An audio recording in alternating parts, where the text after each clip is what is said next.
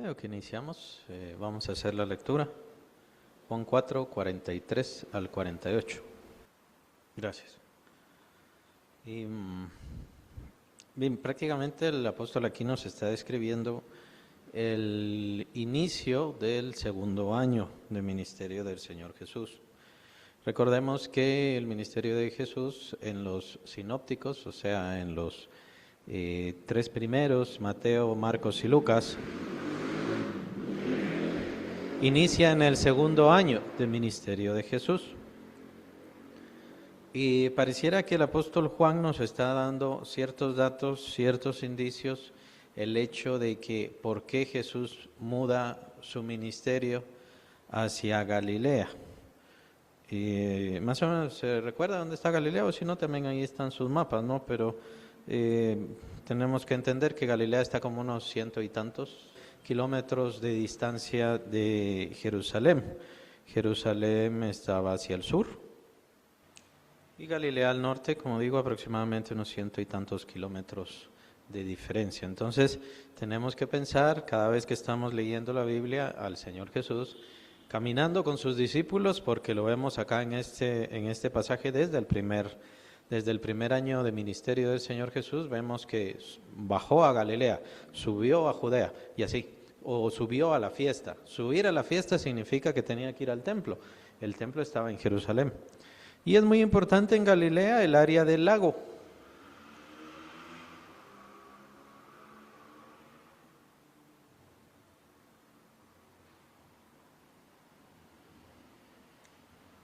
El lago de Galilea es en donde el Señor se mantiene. Vamos a leer un pasaje, es solamente una referencia, ahorita estamos haciendo más referencias geográficas. Lucas 4:23, alguien que lo localice, por favor. Lucas 4:23.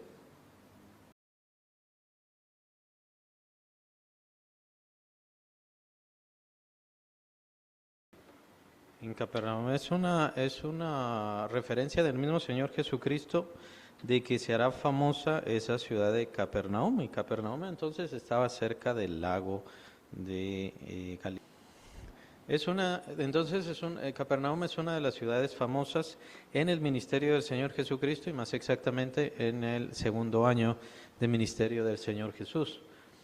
Es importante tenerlas presente en la mente, pues el Señor constantemente iba a estos lugares y reconocer conforme al ministerio del Señor cómo fueron dándose las acciones, actividades. En el caso de Capernaum, el mismo Señor lo dice ahí en ese pasaje de Lucas, que iba a ser famosa. ¿Por qué? Por el ministerio, por las maravillas que iban a suceder. Y más adelante Dios también señala algo de juicio sobre Capernaum. Tenemos el caso de Nazaret. Nazaret, ¿por qué es importante? O sea, son nombres de ciudades que tienen que quedar frescas en nuestra mente y mantenerse. Pues obviamente todo tiene que ver con la historia del Señor Jesús. Nazaret, ¿por qué es importante? Así como Belén. Belén, ¿por qué es importante? Ahí nació Jesús. Y nace ahí Jesús, ¿por qué? Porque ahí es donde vivió David. No quiero llamarle la ciudad de David, porque formalmente la ciudad de David es Jerusalén. Ese es el título que se le da, la ciudad de David. Entonces, ¿dónde nace David? En Belén. ¿Dónde nace Jesús? En Belén. Así decían las profecías. Nazaret, entonces, ¿por qué es famosa en la vida de Cristo? La ciudad de Nazaret. Es en Nazaret en donde Cristo fue criado. ¿Se recuerdan que por eso dice la Biblia, será llamado Nazareno? ¿Por qué se ha llamado Nazareno? Porque él se crió de Nazaret, él viene de Nazaret. También lo vimos en este evangelio de Nazaret. ¿Puede venir algo bueno? Menciona a uno de los discípulos, es que él no viene de ahí formalmente, él viene de Belén, solamente cumpliendo las profecías, y fue a Nazaret porque se recuerdan desde pequeño que tuvieron una persecución por Herodes el Grande. Entonces Herodes el Grande persigue a sus padres queriendo matar, queriendo quitarle la vida a Jesús. Entonces tienen que salir huyendo. Primero se van a Egipto, de Egipto ya pueden regresar, también enviados por un ángel, y entonces van a Nazaret. Ahora, en el ministerio de Jesús, ¿es importante Nazaret? ¿Sí o no? Y la pregunta es porque en Lucas refiere el evangelista que va a Nazaret y es entonces donde le dan a leer el libro de Isaías. Entonces habla de la profecía, si no estoy mal, Isaías 61. Entonces habla de esa profecía y dice, ahora ante vuestros ojos se ha cumplido esta profecía. ¿Y qué hacen entonces los de Nazaret con Jesús? A causa de que él estaba diciendo, yo soy el Mesías, y ante ustedes se ha cumplido esta profecía. Lo tratan de matar. Viene una de las intenciones de su muerte. Por eso es que él sale de Nazaret y entonces se va a Galilea. Se va a Galilea. Y es en Galilea, en el segundo año, donde viene lo fuerte de su ministerio. Por eso es tan importante Capernaum. Capernaum entonces es una de las ciudades que recibieron todo este gran ministerio del Señor Jesús. Ahora, no se nos olvide, según el apóstol Juan nos viene explicando, que no solamente fue Juan el Bautista el que fue encarcelado, eso es lo que dicen los evangelistas, sí, él fue encarcelado, pero es que también Cristo desde el primer año fue perseguido. Y es debido a estas persecuciones que él mejor muda el ministerio, por así decirlo, pero eso no quiere decir que él ya no subía, así es como lo llama la Biblia, ya no subía a Judea, él siempre subía a Jerusalén, especialmente por estas cuestiones de la Pascua. Entonces, no se nos vaya a olvidar, el tiempo va saltando, y aquí prácticamente Juan nos está hablando ya del inicio del segundo año, que sería en Galilea, y surge esta ciudad tan importante como Capernaum. Y vemos la referencia de Mateo 11, 23 al 24, por favor, alguien que la lea, Mateo 11, 23 al 24.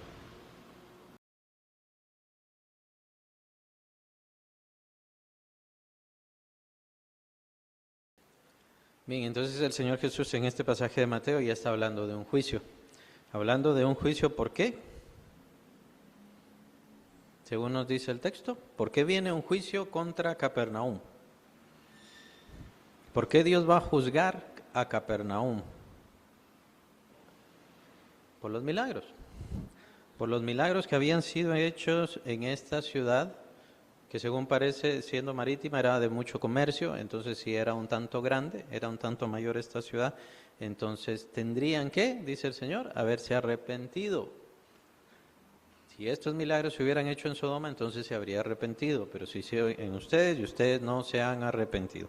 Vamos a seguir eso después o con el tema siguiente. Bueno, dice versículo 43, 2 días después salió de ahí y fue a Galilea, porque Jesús mismo dio testimonio de que el profeta no tiene honra en su propia tierra, o sea, no sé si exactamente es una referencia a Nazaret o está hablando de Judea. Pero ya sabemos, ¿qué pasa en Nazaret? El Señor pasa por Nazaret al principio de su segundo año de ministerio y es entonces donde viene este tumulto en Nazaret, donde tratan de quitarle la vida, pero no era su tiempo y no se trataba de esa forma. Es por eso que él se va entonces a Galilea, a tierra de Zabulón, tierra de Neftalí, camino del mar, Galilea de los gentiles. ¿Se recuerdan? Esa es la profecía que aparece en el Antiguo Testamento. La tierra asentada en sombra de muerte vio gran luz, se menciona, y es precisamente una referencia sobre el segundo año de ministerio de Jesús. Vean qué interesante la referencia de Mateo, la que acabamos de ver, Mateo 11, 23 al 24, en donde ellos recibieron los milagros de Cristo, recibieron el ministerio de Cristo y aún así no se arrepintieron. Y Jesús toma esto diciendo, si en Sodoma se hubieran hecho los milagros que se hicieron, entonces se habrían arrepentido, pero en ustedes no. Entonces esa es, ¿qué nos está refiriendo Jesús ahí? Nos está refiriendo a la maldad. Era un lugar de mucha maldad, era un lugar de mucha perversión, era un lugar que ya se había desviado, probablemente habían tomado mucho de la cultura romana, se habían tomado de todo esto. Entonces cuando veamos la Biblia, es cierto que vemos al Señor puro, santo, pero el mundo no lo es, el mundo no era puro, el mundo no era bueno, el mundo no era inocente, había mucha maldad y a pesar del ministerio de Cristo, aún así no se arrepintieron. Por lo tanto, viene el ministerio de Jesús y lo que hace es comprometerlos. Ya vamos a ver esas cuestiones porque quiero que entremos a un tema más fuerte. Testimonio del que el profeta no tiene honra en su propia tierra, por eso es que Jesús se va a Galilea, a todo el territorio del lago o el mar de Galilea, también le llaman, porque obviamente es un lago bastante grande, entonces también le llaman el mar de Galilea, pero es un lago en sí. Cuando vino a Galilea, los galileos le recibieron habiendo visto todas las cosas que había hecho en Jerusalén en la fiesta. Aquello de la purificación, la primera purificación del templo, dio mucha fama, dio mucha fuerza al nombre del Señor Jesús. Por eso es que lo que nos da, la intención que nos da el apóstol Juan es que desde el primer año a Jesús lo persiguieron, a Jesús le querían quitar la vida, desde el primer año. Por eso es que arrestan a Juan, por eso es que, y entonces persiguen a Cristo, y por eso es que Cristo muda su ministerio. Es el principio del segundo año. Porque también ellos habían ido a la fiesta. Bueno, ¿por qué es tan famoso esta situación y esto de la fiesta? Por la orden, ya hemos hablado de esa orden, que Dios tenía la orden de que todos los sacrificios, todas las ofrendas tenían que irse a el templo, a Jerusalén. Y todos, obedeciendo al Señor, tenían que irse a Jerusalén. Y en el caso de las fiestas, era un lugar de mucho extranjero. Incluso se nos narra la Biblia en aquel pasaje famosísimo del Pentecostés, como extranjeros de otras naciones, de otras tierras, casi podríamos decir de otros continentes, venían en las festividades judías. Pues obviamente recuerden que había mucha dispersión también de judíos en todo el territorio. En todo territorio de Roma, lo que sería el norte de África, también había mucha dispersión de judíos.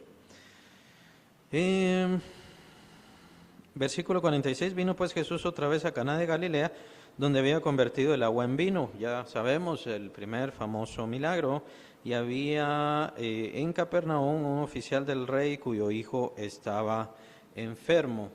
¿Qué rey sería aquí?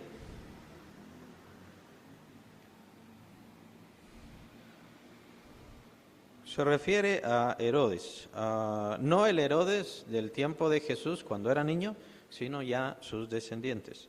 Esos son los reyes. Y lo que se considera es que de plano era un oficial, es decir, tal vez algún oficial administrativo o algo así del rey. Entonces era una persona de dinero, era una persona influyente, era una persona importante. ¿Qué nos dice eso? Nuevamente nos habla sobre la fama de Cristo Jesús, el renombre que tomó. Estamos hablando del principio del segundo año. El renombre que toma precisamente el nombre de Cristo para este momento. Y Él está mudando su ministerio hacia Galilea. Versículo 47, cuando oyó que Jesús había llegado a Galilea, de Judea a Galilea, vino a Él y le rogó, que por cierto, aquí estamos viendo la cita que tenemos principal, ¿no? Juan 4. Ahora voy por el versículo 47. Cuando oyó que Jesús había llegado de Judea a Galilea, vino a Él y le rogó que descendiese y sanase a su hijo que estaba a punto de morir. Entonces Jesús le dijo, si no viereis señales y prodigios, no creeréis. Bien. Yo lo que quería que hiciéramos ahora es entrar a un poquito de cosas más profundas, especialmente porque lo que viene es un milagro, lo que sigue después, o sea, el principio del capítulo 5 es otro milagro, y por supuesto vamos a seguir viendo a lo largo del Evangelio. Entonces un tema específico que no hemos visto es la teología de los milagros. Entonces yo quiero que iniciemos hoy comprendiendo, definiendo, asimilando, estudiando cuál es la teología de los milagros. ¿Por qué? Porque al definirlo, al revisar sus características, entonces así vamos viendo milagro tras milagro, y también en su estudio personal van viendo milagro tras milagro, y entonces ya lo pueden definir, y vamos a entender varias Hay varias cosas incorrectas que suceden ahora y por eso es importante revisar todo esto. Entonces, les pregunto, para ustedes, ¿qué es un milagro? Para usted personalmente, ¿qué es un milagro?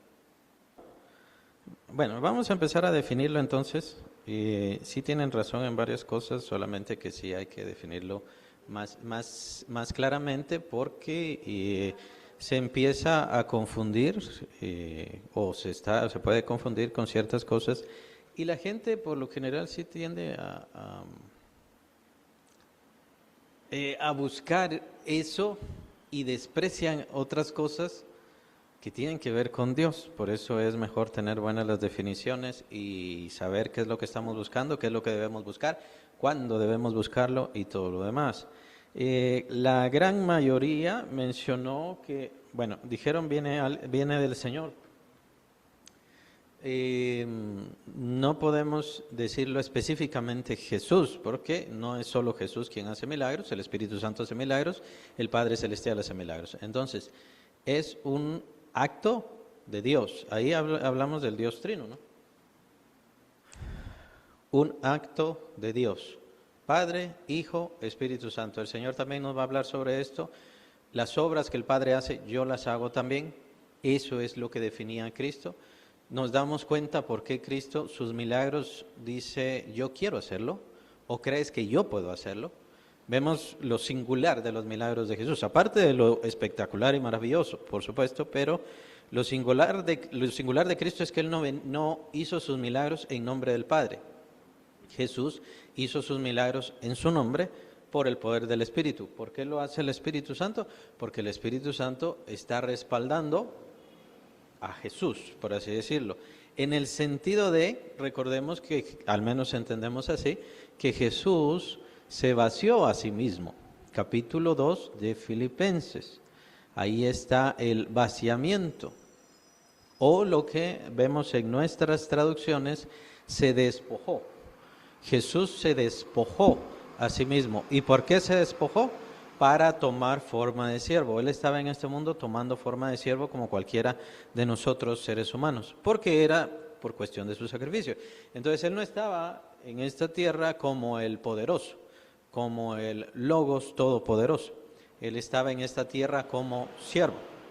Debido a esto es que tenía que venir el Espíritu Santo y es solamente por el Espíritu Santo que Él hace los milagros. Pero tomemos en cuenta que el Señor Jesús no viene a hablar del Espíritu Santo, el Señor Jesús hizo sus obras por su nombre, por sí mismo. ¿Por qué? Porque es el Hijo y el Hijo hace las cosas que hace el Padre. ¿El Padre hace milagros? Sí, el Padre hace milagros. ¿El Espíritu Santo hace milagros? También hace milagros. Y entonces por eso es lo interesante de todo esto.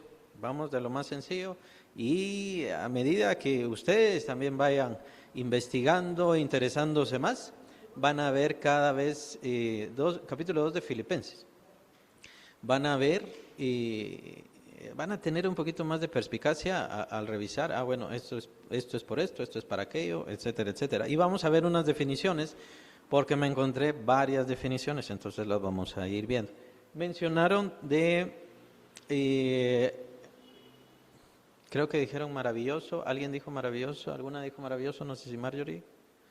Dijeron sobrenatural. Entonces, pero sí es bueno también que revisen este cambio porque yo quiero también que veamos lo que nosotros entendemos y que vayamos perfeccionando el concepto. Eso es muy importante. Sobrenatural, maravilloso. ¿Algo más?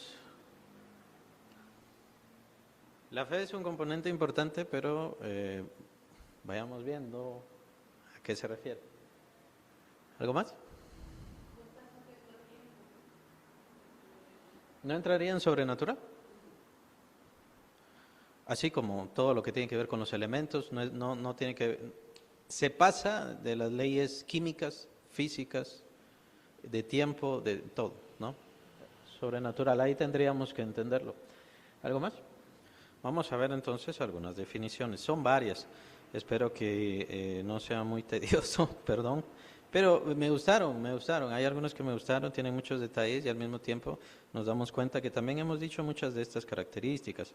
La definición elemental sobre un milagro que encontré Es un milagro en la teología evangélica, es una intervención directa y sobrenatural de Dios.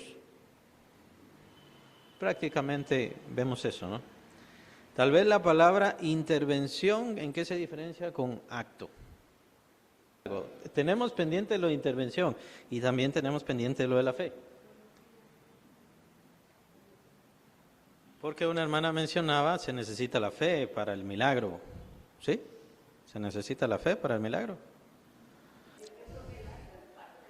Creo que vamos a tener que ir buscando una palabra exacta que tal vez nos ilustre un poquito más.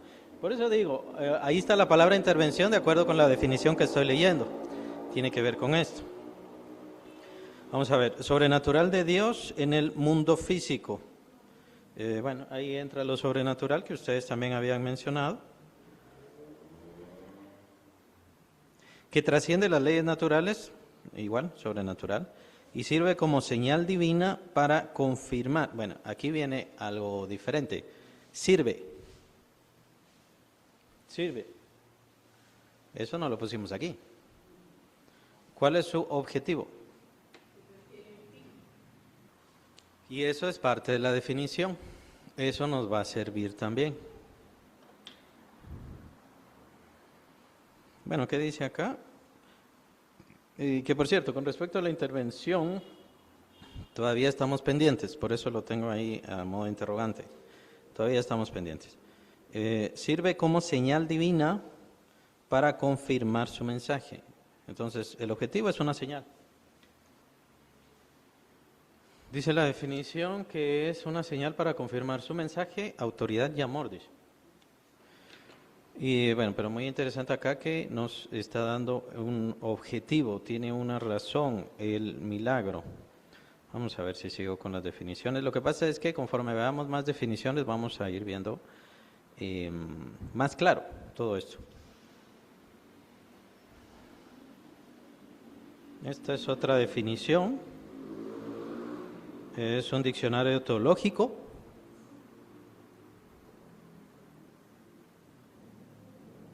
Dice, sintetizando las connotaciones de las raíces de este término, de estos términos, podemos definir bíblicamente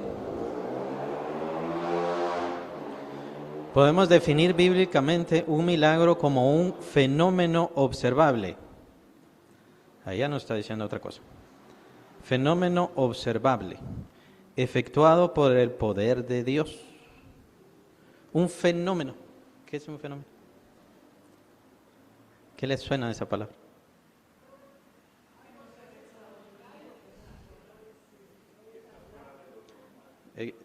Extraordinario, dijo la hermana Marta.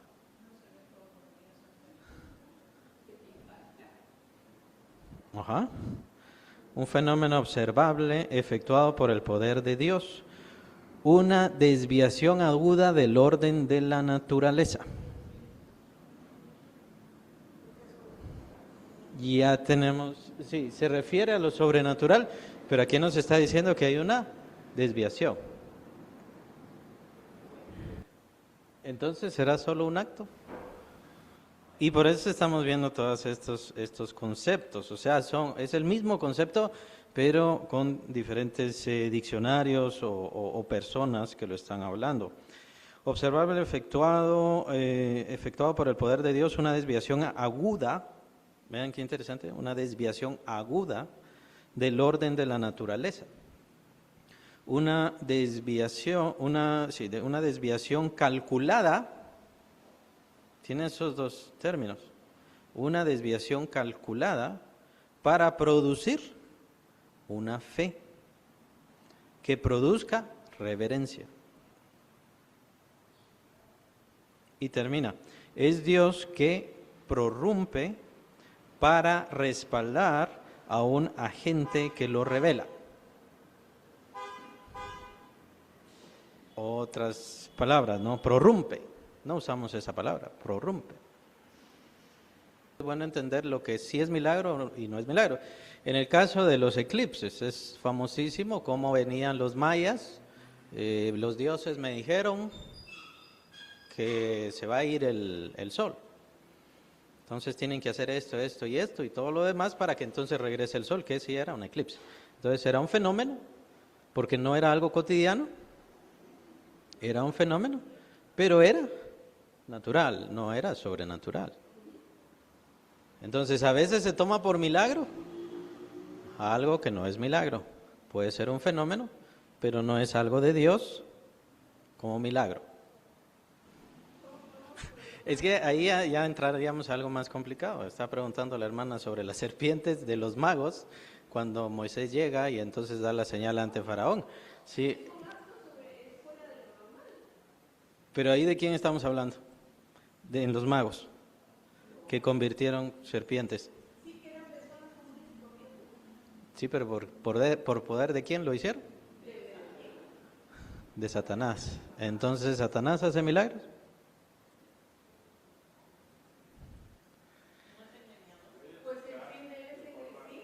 Conforme a la definición, obviamente no, Satanás no quiere hacer esto, pero sí hace milagros, ahí le podemos llamar engañosos. Su idea es hacer milagros engañosos.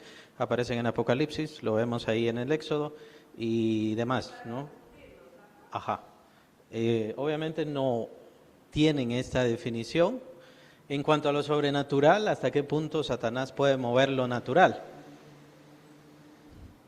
Interferir en las leyes de Dios es imposible, solo Dios lo puede hacer porque es Él quien lo ha establecido.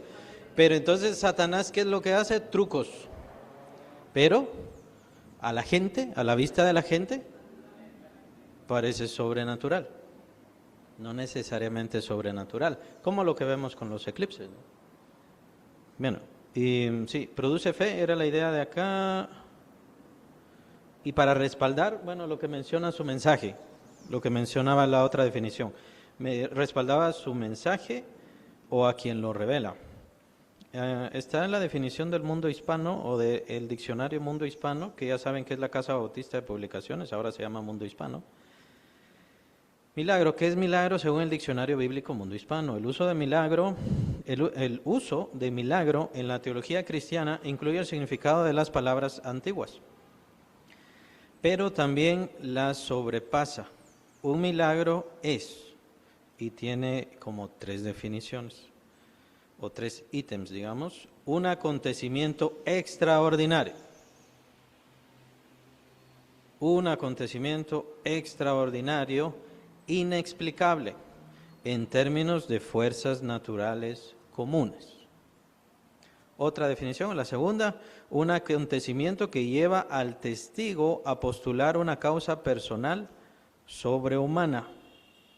Lo leo otra vez, un acontecimiento que lleva al testigo a postular una causa personal sobrehumana. Y el 3, un acontecimiento que constituye evidencia, entre paréntesis, una señal, de implicaciones más amplias que el acontecimiento mismo.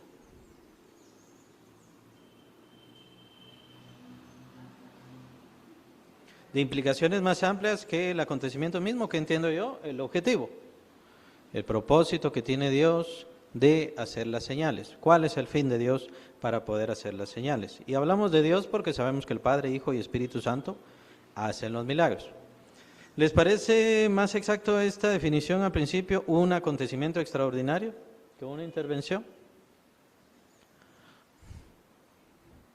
¿Es un acto? Sí, es un acto. Lo que pasa es que es extraordinario. Entra de forma poderosa, es un portento.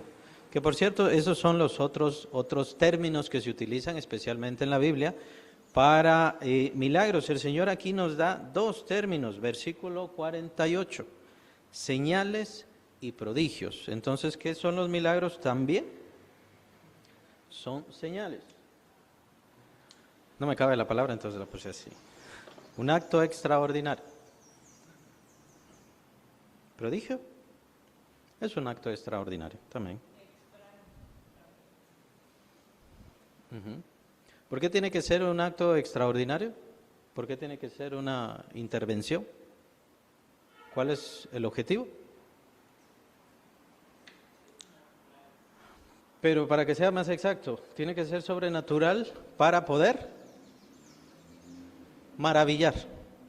La idea es maravillar. ¿Es maravilloso? Sí, es maravilloso, pero ¿cuál es la idea? La idea es maravillar. Ese es el objetivo. Que la gente que lo ve, que la gente que lo recibe, se maraville. O sea, ¿y qué significa maravillarse? Sorprenderse y...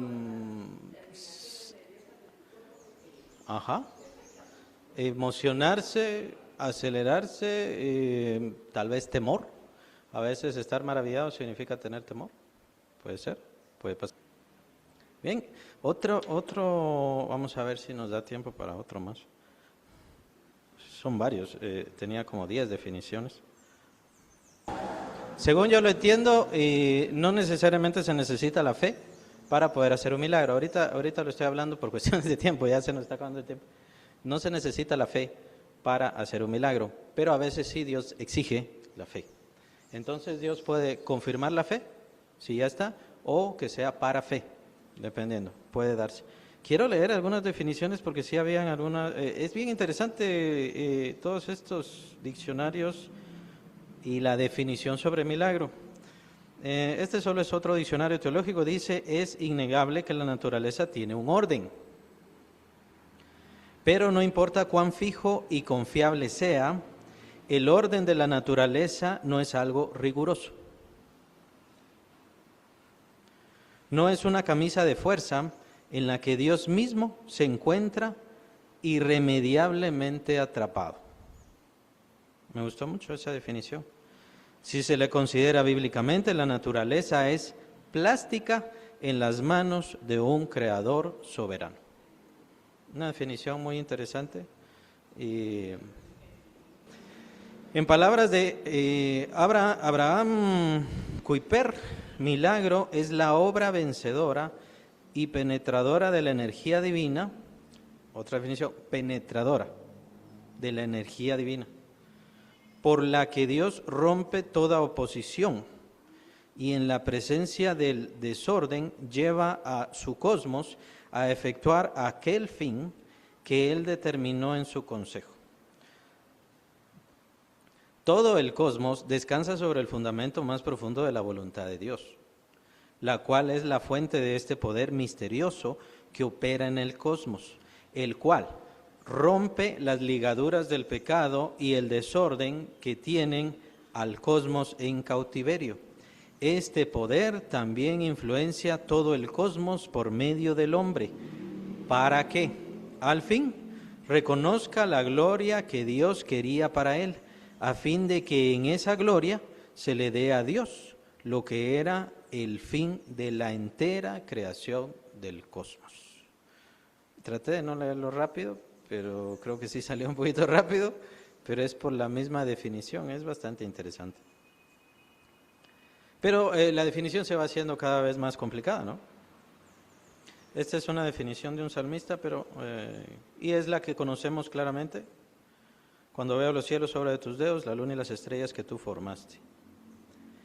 El salmista describe a un Dios que actúa en la esfera de la naturaleza.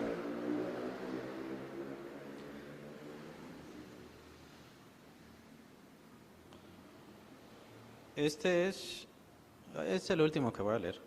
Diccionario Hispanoamericano de la Misión. Milagro. Número 1, un evento que parece desafiar toda explicación racional. Involucra la superación de las leyes naturales conocidas o la intrusión de lo sobrenatural en el reino de lo natural. Y es atribuido a la intervención divina, en el sentido de un evento que es incomprensible. Lo que es milagro para una edad se torna en lugar común para otra. No obstante, si Dios es soberano de toda la creación, es lógico suponer su libertad y poder de intervenir en ella. Jesús apoyó y confirmó su predicación con milagros para excitar y robustecer la fe de los oyentes. Apoyó su predicación con milagros.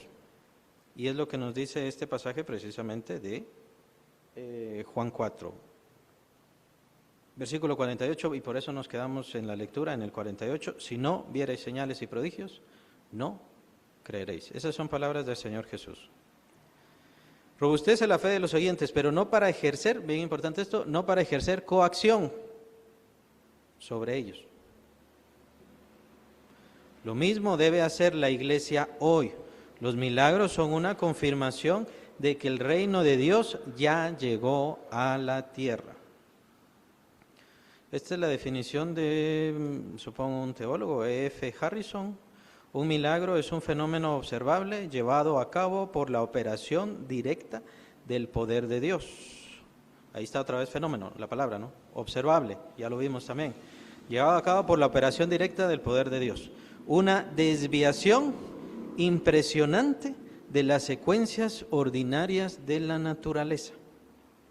Desviación calculada para producir un asombro. Esa palabra no la habíamos visto hasta ahora, asombrar. Lo que quiere es asombrar. Eso es lo que producen los milagros. ¿Que provoque la fe? Ahí está. Una irrupción. Me gustó esa palabra porque ya no es intervención, es irrupción. Viene a romper, por así decirlo. Viene a interferir. Creo que hay otra definición que usa la palabra interferir, ¿sí? En realidad el sentido de intervenir, interrumpir, interferir, esas son palabras más exactas. Va a interferir el orden natural, va a interrumpir el orden natural, precisamente para crear maravilla y asombro, pero tiene sus objetivos, por fe, para confirmar el mensaje, para confirmar a los mensajeros, para confirmar la autoridad de Dios y el amor de Dios. Entonces, muy importante, irrupción. Una irrupción divina que autentica a un agente de revelación. Tiene que ver con el mensaje acá, pero son otras formas como lo ponen diferentes, está bien interesante. C.S. Lewis dice, simplemente lo denomina, o sea, C.S. Lewis lo denomina como una interferencia. Aquí está la palabra interferencia. Puede provocar susto. La palabra maravilla es susto. También puede ser susto, temor y demás cosas. Decía, una interferencia en la naturaleza por parte de un poder sobrenatural. Aquí no pone a Dios, pero el único poder que puede hacer eso es Dios. O sea, el único que tiene derecho sobre las leyes naturales es Dios, que creó las leyes naturales. El diablo lo que hace es las manipula, ¿verdad? Son definiciones muy interesantes. No sé si tienen algún comentario. Ya se nos acabó el tiempo. Si tienen algún comentario. Quería estos ejemplos: la provisión, la bendición y la multiplicación. ¿Son milagros? Dios bendice, Dios provee, Dios nos multiplica. ¿Es un milagro? La provisión, la bendición y la multiplicación que Dios da, ¿son actos de Dios? Sí, son actos de Dios. ¿Serán milagros? Esa es la pregunta. Si son actos de Dios, ¿serán milagros? Vamos a dejar las últimas cosas. Ya no tenemos tiempo, no tenemos nada de tiempo. Entonces, mejor lo vamos a dejar la próxima semana. Pero piensen y vean la definición, ¿no? Porque Dios tiene sus objetivos. Y espero que les haya servido todos los pasajes, no pasajes, sino definiciones de diferentes diccionarios.